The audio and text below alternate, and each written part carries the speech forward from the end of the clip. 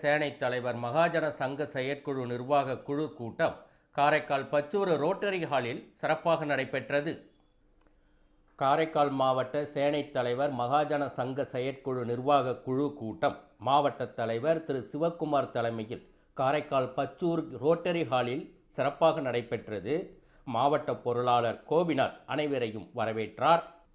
தலைவர் தனது தலைமை உரையில் கடந்த 4ஆம் மாதம் 28ஆம் தேதி அன்று குற்றாலத்தில் நடைபெற்ற தமிழ் மாநில செயற்குழு கூட்டத்தின் முடிவின்படி மக்கள் தொகை கணக்கெடுப்பை கருத்தில் கொண்டு காரைக்கால் மாவட்டத்தில் உள்ள அனைத்து குடும்ப உறுப்பினர்களின் எண்ணிக்கையை 100% தமிழ் மாநில வரன் செயலில் பதிவிட்டுள்ளதாக தெரிவித்தார்.